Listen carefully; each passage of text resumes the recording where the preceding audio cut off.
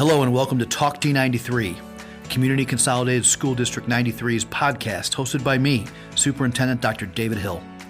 In it, I sit down from time to time with key figures who impact our district to have conversations about specific CCSD 93 programs, services, roles, events, history, and more. Today, I'm excited to welcome Heather Santiemmo, Principal of CCSD 93's Early Childhood Center, or the ECC as we like to call it, for a conversation about the district's preschool program and the ECC, which opened in 2013 as a space dedicated just for our community's youngest learners. Welcome, Heather. Thank you. Thanks for having me. It's our pleasure. And thank you for being here. Let's jump right into it. Let me start by asking, what makes the ECC building unique? Well, the building was built in 2013, and I think there's so many unique features to the building that I could share. I feel like overall, the design was really well thought out to embody what we call a universal design to meet all of the needs of our learners. The classrooms, when you walk in, are beautifully large and just inviting to all of the students. Being that we have the youngest learners, we also have the littlest learners in our school, so everything size-wise is also accommodating to our students. That could be from our toilets to the height of the sinks for them to wash their hands, where we place our hooks, so they can independently hang up their backpacks and their jackets, even where our windows are placed in the classrooms are at a level at any time the students can look outside and kind of explore what's going on out there as well. We have technology that is embedded throughout the school, so in the hallways and in the classroom. If you were to come in upon arrival, some days you may hear some nice music playing while the kids are coming in the classroom. Teachers have the ability to communicate with the office or other classrooms quickly as well.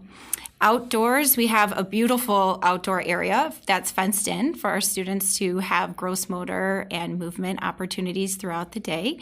There's a climbing apparatus if they wanted to go up the stairs and down the slide. Sometimes students choose to go to our bike path where they can navigate bikes around a traffic pattern. We have a beautiful water table outside where many children can play in the water, lots of grass area, and most importantly, I love to share that we have a covered patio outside. So on some days when the weather is rainy but not too hot or too cold, we still have an opportunity to let the kids go outside and play under that covered patio, which is a nice feature. For the days where it is too hot or too cold, we're really fortunate that in the building we have a gross motor room as well. So all of those activities that they get to do outside, we just bring them inside for them and they still get that time each day. And lastly, I probably would share that if you came to our building, you would see along the front of the building, there's a lot of planter boxes, and each classroom is assigned a gardening box for their room. And every spring, the students and the teachers embark in a lesson in a unit on gardening. And they actually get to go out and use that area to garden.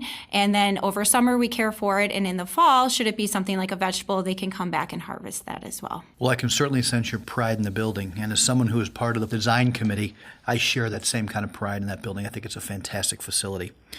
So we talked a little bit about the building itself. So how about the people?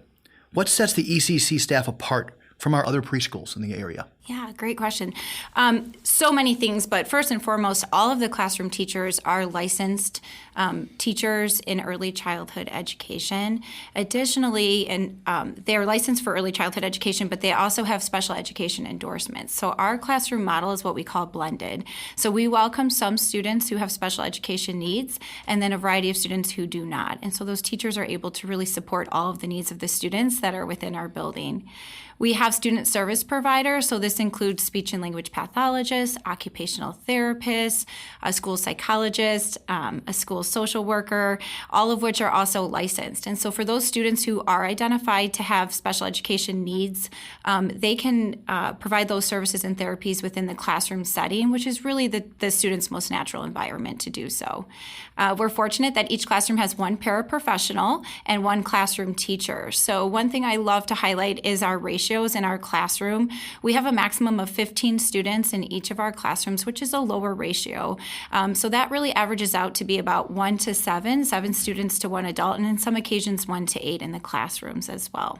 Overall, we have Just a dedicated staff. We have a nurse who's dedicated to the students. If they fall or bump their knee or they're not feeling well, they always have the opportunity to go visit our nurse. And we have 2 secretarial staff members who kind of manage the day-to-day operations in the front.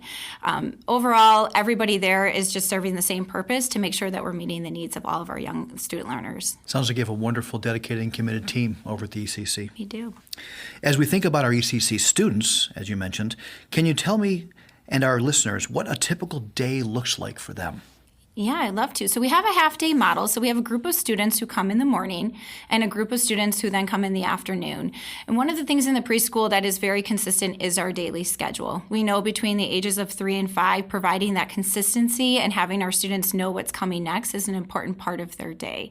So although the teaching instruction and the methods and strategies may look different amongst the classroom, the schedule as a whole is going to look very similar between all of our rooms.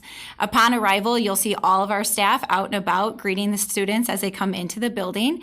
Some staff may be helping students out of the cars. Some students are coming off the buses, so they may be assisting in that way. And the rest of the staff is outside their classroom or in the halls, making sure that the students have a warm welcome.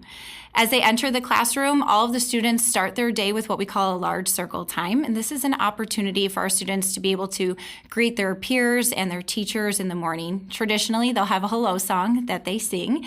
And then the teachers typically will assign students to different jobs and responsibilities in the classroom. So during this large circle time, a student may be the weather reporter, and they may need to check the weather and report out to the rest of their peers in that large group time. We can talk about identifying feelings, and then traditionally the teachers will have some type of literacy activity in that large group, maybe a read aloud story. From there, all of our students also get what's called small group instruction at preschool. So this is an opportunity to provide more of direct instruction on certain skills that we're teaching our children. So for example, if I was a classroom teacher, I may take a group of 3 or 4 students and work on a skill such as classifying or sorting or number recognition. I may be doing a rhyming activity because we're targeting the skill of phonological awareness in early childhood education. So that is provided throughout all of our classrooms for all of our students with a lot of differentiation. Our students also have, and what's probably the most important part of their day is 60 minutes of play. So we know at preschool this is where a lot of the really rich learning happens throughout play. And throughout that 60 minutes, a student might choose to play in the kitchen area or what we call dramatic play. They may choose to go over to the block center and become an architect and build a beautiful structure. They may want to do art. They might be hungry for a little bit of snack. And throughout that 60 minutes of play, that's our opportunity as educators to really embed ourselves alongside of the students and scaffold their learning and their play. That's also a really prime time for our service providers to come in and provide therapy in their most natural environment as well. And then, as I mentioned, I talked about the outdoor areas earlier, but all of our students have 30 minutes of gross motor play every single day, whether that's inside or outside. And then finally, to culminate their day, all of our classrooms have one more circle time with their students. That's called SEL, and that stands for social emotional learning.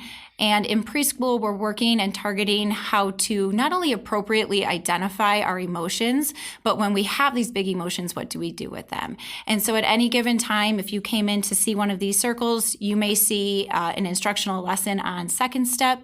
You may see an activity around the zones of regulation, or you simply might see the students doing a mindful matter where they're doing a calming activity or a breathing activity. And oftentimes they really like to do the yoga.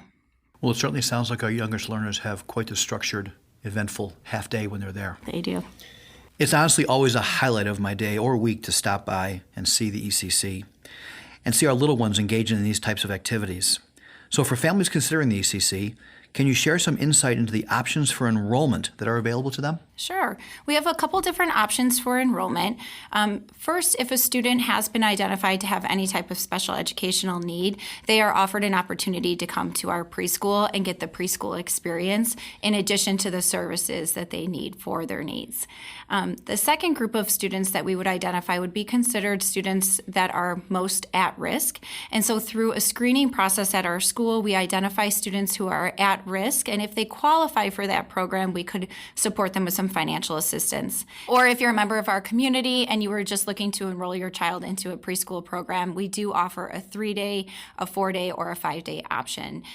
We offer this opportunity for families who are in the community and outside of the community district boundary lines. Good. So we offer a lot of our families ways to get into this outstanding preschool.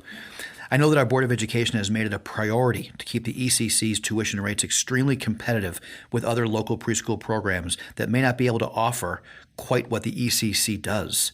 For our families interested in enrolling their children at the ACC, what does the enrollment process look like?